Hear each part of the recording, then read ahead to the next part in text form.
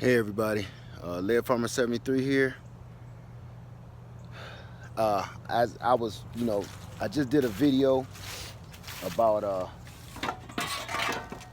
what I do with my trees and everything, and I was doing a little quick check on the frost damage of everything, and then I went and checked on my chickens. What I found out is it's getting real cold, and I don't know what kind of creature is trying to break into my house, but they doing it, number one. But I already had some traps set up under the house. I just got to go under there and check them, number one. But whatever creature is trying to break in my house ain't the same creature. It just killed some of my chickens. This is part of having livestock. I used to name my chickens, and this is why I don't name them anymore. It's kind of like hurricanes. After a while, I start running out of names, So I'm gonna take y'all along with me. If you don't want to see this, because this is part of what I do on a realistic basis. So if you don't want to watch this, you don't have to. But I'm gonna take the people that keep wanting to know and the people that want to see. I'm taking you with me. All right. So number one, first thing you see right there, you see a pile of feathers, but no body. So right there, that had me wondering, okay, is the other chickens picking on them? Yeah, they pick on each other, but it's never this horrible. That's a lot of feathers. You understand? So then I start smelling it, and that made me look in here. We did a head count first. Then that's when I seen her. She's over in this corner over here, and I don't have any. Let me see if I can't cut the light on right now, but she's over in this corner, and I'm gonna get her out. Hold on a second. This is part of the game, you guys. The people that said they ready to be homesteaders, this is part of what you gotta do. Yep. Whatever was in here already, it ate her. So that's probably a raccoon.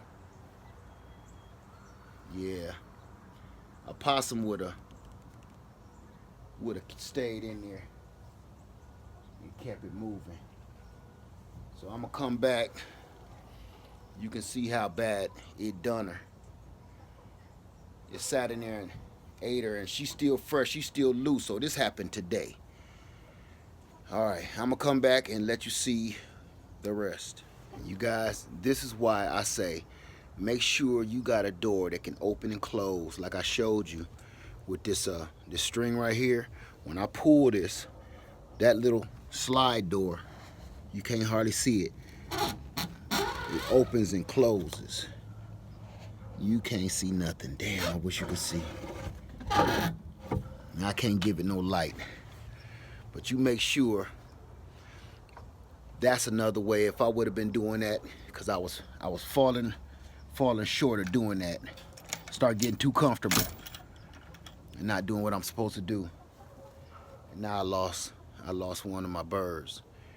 So make sure when you make a chicken coop, number one, you see ain't no roof on here, because I'm still working on it. Number two, I got them out here wide open. I keep feeling like, man, this is all my fault. But make sure when you build a chicken coop, you make it secure. You can't, it ain't gonna ever be perfect. Let's be for real. But it's things you can do to make it not so easy to feed all these wild predators out here.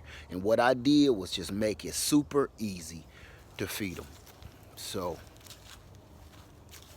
all right, okay. So I'm trying to hurry up before it get dark. I'm losing a lot of daylight. Well, there ain't no daylight left now.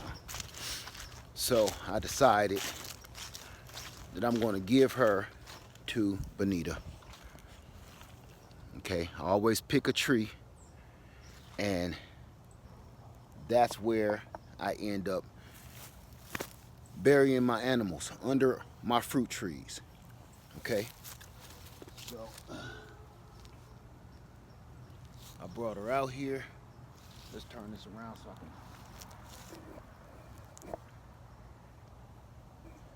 keep this on point.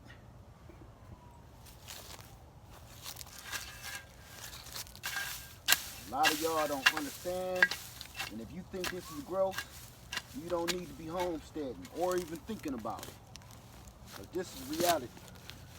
And look, I live in the city. I'm not gonna bury her like 1 billion feet underground. As soon as I start seeing worms, there, I see some right there. They cold, but they alive. Okay, y'all see that?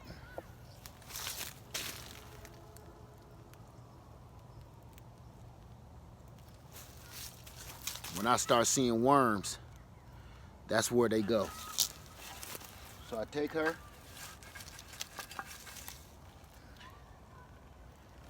set her in there.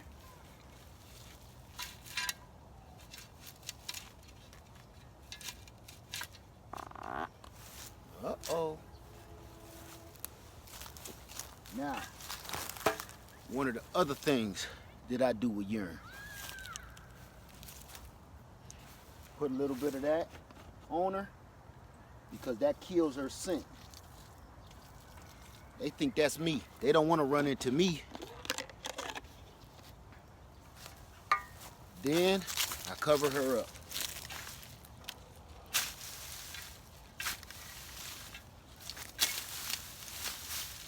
Okay, sometimes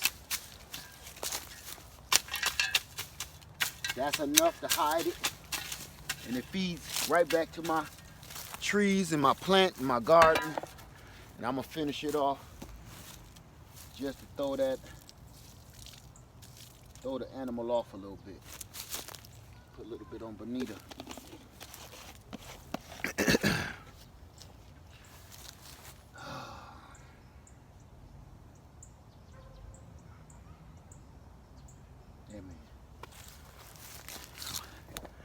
I'm not a monster. I still say a prayer. So that's just an unfortunate lesson that I had to teach tonight. I wasn't coming home for that, and I'm cold, I'm tired, and now I'm disappointed and I'm hurt, because even though they're livestock, when you have animals, it's hard not to get attached to it. Whether it's livestock, you plan on butchering and eating it, or it's a pet. It's no matter what, it's still hard not to get attached. So I'm not feeling my best right now. All right, so this is another lesson. I'm gonna keep on throwing little tidbits of lessons like this. Unfortunately, it had to be like this, but I'm gonna keep doing this because all these people talking about something. I want to go homestead and I want to live off the grid, and then they turn and they watch a video like this and be like, ugh, that's gross.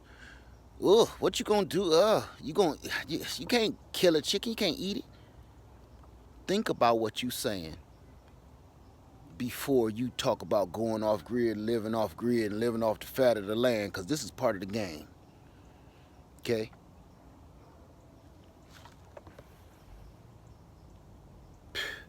Laird Farmer 73. I love y'all. Have a nice night. I'm out.